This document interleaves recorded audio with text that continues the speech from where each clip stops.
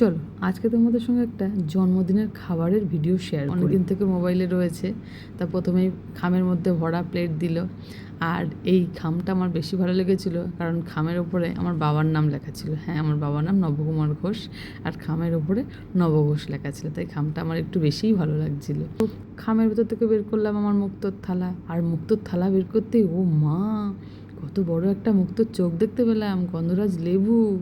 আর গন্ধরাজ লেবুর সঙ্গে সঙ্গে চলে আসলো এগ ডেভিল। এগ ডেভিল আমি নিইনি, কারণ এগ ডেভিল আমি ভালো খাই না, আমার বর নিয়েছিল, তাই ওটা একটু দেখালাম। আর এই যে জন্মদিনের মেনু কার্ডটা সবাই একটু পজ করে দেখে নিতে পারো, সারনাকের শুভ জন্মদিন।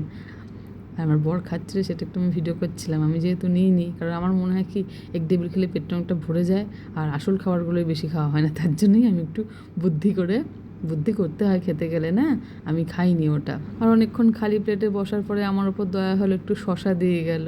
কী করব, খালি মুখে শশা খাওয়া, দুটো একটা শশাই খেলাম, কিছু করার নেই। ও মা, আর বলতে বলতেই আহা, আমার ভীষণ প্রিয়। আর এত নরম ছিল নানটা, কি বলবো। এখন আমার জিভে জল চলে আসছে এই চানা আর নান দেখে, মনে হচ্ছে এখন যদি পেতাম আমি কতগুলো খেয়ে নিতাম। আর বিয়েবাড়ি গেলে আমি এই নান চানা খুব বেশি খাই না, আমার টার্গেট থাকে অন্য কিছুর ওপরে, তাই এগুলো শুধু নিতে হয় নিয়ম রক্ষা, তাই একটু একটু করে নিই। আর আমি অন্যদিকে তাকাতে দেখে গেলাম একবারে আমার পাতের মধ্যে ভাত, ভেজ ডাল, চিপস সব পড়ে গেল। কি করব, আমি তো এদের জন্য বসেই ছিলাম। তারপর গন্ধরাজ লেবুটা ভালো করে চিপে নিয়ে ছুঁড়ে ফেলে দিলাম, কারণ প্রয়োজন ছাড়া কেউ কারোর দাম দেয় না, সেটাই স্বাভাবিক। তাই তাকে আর কটা বীজ পড়েছিল সেগুলোও বেছে নিলাম। তারপর এই খাবার খেতে আমার যে কি ভালো লাগে কি বলবো, আলু চিপস দিয়ে খেতে। ও মা, বলতে বলতেই চলে আসলো কম্বলে, একেবারে ভালো করে নিজেকে আটকে সাটকে নিয়ে এসেছিলাম সাইড দিয়ে, একটু কিছু হাওয়া টাওয়া না ঢোকে, এরকমভাবে কম্বলের মধ্যে নিজেকে প্যাক করে চলে আসলো ভেটকি মাছের পাতুরি। আমি তো বসেছিলাম তোমার জন্যই কখন আসবে, ডাল দিয়ে অল্প করে ভাত খাচ্ছিলাম তো, আরও অপেক্ষা কিসের, এসে গেছো যতক্ষণ, শুরু করে দিই। হ্যাঁ হ্যাঁ, শুরু করে দিলাম। আহা, এ স্বাদ যেন এখনও মুখে লেগে রয়েছে। আমি অল্প করে ভাত নিই আর মাছটা দিয়ে খাই। আমি বিয়েবাড়ি গেলে কিন্তু বেশি ভাত নিই না। আর এটা আমার বড় প্লেট, কারণ কি ও ভেটকি মাছ খেয়েছিল, তারপরে ও চিকেন খাবে না, দাঁতে ব্যথা ছিল, তার জন্য মাছ নিয়েছিল। আর আমি চিকেনটা একবার শেষ হওয়ার পরে আবার নিয়েছিলাম। আর ভাত কিন্তু যে বললাম একবার, আমি ভাত কিন্তু বেশি নিই না, চিকেন খাই, মাছ খাই, সব কিছুই শুধু শুধু খাবো স্যালাড দিয়ে। বেশি ভাত খাবো কেন, ভাত তো রোজ বাড়িতে খাই।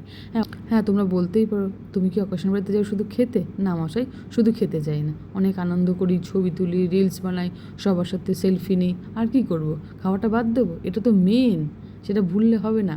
যারা বলে যে না খাওয়াটা মেন না, আমি বলি কি না, তাদের সেটা মনের কথা না, ওটা মুখের কথা বলতে হয়। তাই খাবার একটু খারাপ দিয়ে দেখবে, ঠিক পেছনে গিয়ে কত কথা বলতে থাকবে। তাই আমি পেট ভরে কিন্তু খাই, একটুও বাদ দিই না।